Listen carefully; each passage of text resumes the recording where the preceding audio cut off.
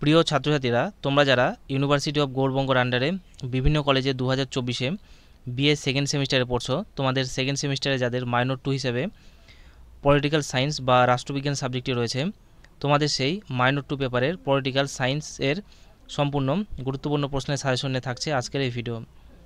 তাই ভিডিওটি না টেনে প্রথম থেকে শেষ পর্যন্ত দেখো, যাতে গুরুত্বপূর্ণ কোনো আলোচনা তোমার মিস না হয়।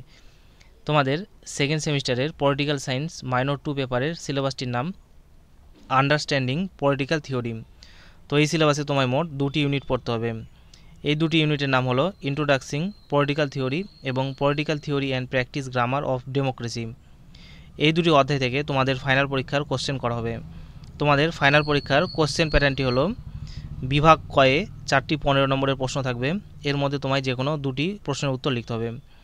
একইভাবে বিভাগ ক্ষয়ে 4টি 5 নম্বরের প্রশ্ন থাকবে, এর মধ্যে তোমায় যে কোনো 2টি প্রশ্নের উত্তর লিখতে হবে। অর্থাৎ তোমাদের ফাইনাল পরীক্ষাটি হবে মোট 40 নম্বরের মধ্যে। যদি কোনো ছাত্রছাত্রী এই ভিডিওতে দেওয়া সাজেশনগুলির উত্তর পিডিএফ হিসাবে নিতে চাও, তাহলে তারা 200 টাকা পেইড করে তা নিতে পারো। এর জন্য তোমরা 9733232139 এই হোয়াটসঅ্যাপ নম্বরে যোগাযোগ করবে। তাহলে শুরু করছি আজকের এই মূল সাজেশন ভিডিও। প্রথমে তোমরা দেখে নাও 15 নম্বরের কিছু গুরুত্বপূর্ণ প্রশ্ন। প্রথম প্রশ্ন, নয়া উদারনীতিবাদের মূল নীতিগুলি লেখো। এরপরের প্রশ্ন, সমালোচনা সহ সার্বভৌমিকতার বৈশিষ্ট্যগুলি আলোচনা করো। তারপরের প্রশ্ন রয়েছে, রাজনীতি বলতে কী বোঝো, রাজনীতির বৈশিষ্ট্য ও কার্যাবলী সম্পর্কে আলোচনা করো। এরপরের প্রশ্ন, রাজনৈতিক তত্ত্ব হিসেবে মার্ক্সবাদের আর ঐতিহাসিক দৃষ্টিভঙ্গির মূল বক্তব্যগুলি আলোচনা করো। এরপরের প্রশ্ন, রক্ষণশীল জাতীয়তাবাদের মূল নীতিগুলি আলোচনা করো। তারপরের প্রশ্ন, রাজনৈতিক বাধ্যবাধকতা এবং প্রতিরোধের অধিকার সম্পর্কে টি গ্রিন, লক এবং বার্কারের মূল বক্তব্য আলোচনা করো। এরপরের প্রশ্ন, প্রতিরোধের অধিকার সম্পর্কে ল্যাস্কির ধারণাটি ব্যাখ্যা করো। তারপরে যে প্রশ্নটি দেওয়া রয়েছে সেটি হচ্ছে, নারীবাদী দৃষ্টিভঙ্গি কিভাবে রাজনৈতিক তত্ত্বকে প্রভাবিত করে। এর পরের প্রশ্ন তোমরা দেখে নাও, সার্বভৌমিকতার উদ্ভব বা সৃষ্টি কিভাবে হয় এবং তার ক্রমবিকাশ সম্পর্কে আলোচনা করো। তারপরে প্রশ্ন, উদারনীতিবাদের নীতিগুলি এবং বিভিন্ন ধরন সম্পর্কে আলোচনা করো। তারপরের প্রশ্ন, শাসন ব্যবস্থায় বৈষম্য দূর করতে কিভাবে নারীবাদী দৃষ্টিভঙ্গি প্রভাবিত করে। তারপরে প্রশ্ন, প্রতিনিধিত্বমূলক গণতন্ত্র সম্পর্কে যা জানো তা লেখো। তারপরের প্রশ্ন, বহুত্ববাদের মূল বৈশিষ্ট্যগুলি আলোচনা করো। এরপরে রয়েছে, রাজনৈতিক তত্ত্ব হিসেবে অভিজ্ঞতাবাদী দৃষ্টিভঙ্গির মূল বক্তব্য আলোচনা করো।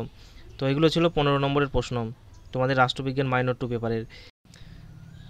এরপরে তোমরা দেখে নাও 5 নম্বরের কিছু গুরুত্বপূর্ণ প্রশ্ন। প্রথম প্রশ্ন, একত্ববাদ ও বহুত্ববাদের মধ্যে পার্থক্য লেখো। এরপরে প্রশ্ন, মার্ক্সবাদের উৎস সম্পর্কে যা জানো লেখো। তারপরে প্রশ্ন, মার্ক্সের বিপ্লব সংক্রান্ত তত্ত্ব সম্পর্কে লেখো। এরপরে প্রশ্ন, আদর্শনিষ্ঠ এবং অভিজ্ঞতাবাদী দৃষ্টিভঙ্গির মধ্যে পার্থক্য লেখো। এরপরে প্রশ্ন, দ্বন্দ্বমূলক বস্তুবাদ সম্পর্কে যা জানো লেখো। তারপরের প্রশ্নটি রয়েছে, একত্ববাদের মূলনীতিগুলি লেখো। এরপরে রয়েছে, অংশগ্রহণমূলক গণতন্ত্র ও প্রতিনিধিত্বমূলক গণতন্ত্রের মধ্যে পার্থক্য লেখো। তারপরে প্রশ্ন, সীমাবদ্ধ সার্বভৌমিকতার তত্ত্ব সম্পর্কে লেখো। এরপরের প্রশ্ন, অস্টিনের সার্বভৌমিকতার তত্ত্ব সম্পর্কে লেখো। এবং সবশেষে কিছু টিকা দেওয়া রয়েছে, সেই টিকাগুলো হলো রাজনৈতিক তত্ত্ব, রাজনীতি, প্রতিরোধের অধিকার, শ্রেণী সংগ্রাম তত্ত্ব।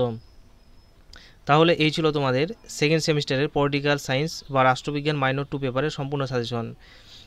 তো এই প্রশ্নগুলির উত্তর তোমরা যদি পিডিএফ হিসেবে নিতে চাও, তাহলে তারা 200 টাকা পেইড করে তা নিতে পারো, এবং এর জন্য তোমরা 9733232139 এই হোয়াটসঅ্যাপ নম্বরে যোগাযোগ করবে। আর এই ভিডিওটি যদি তোমাদের ভালো লেগে থাকে, তাহলে ভিডিওতে একটি লাইক করে দেবে। চ্যানেলে নতুন হয়ে থাকলে চ্যানেলটি সাবস্ক্রাইব করে পাশে থাকা বেল আইকন ক্লিক করে দিও পরবর্তী আপডেটগুলো নোটিফিকেশন আকারে পাওয়ার জন্য।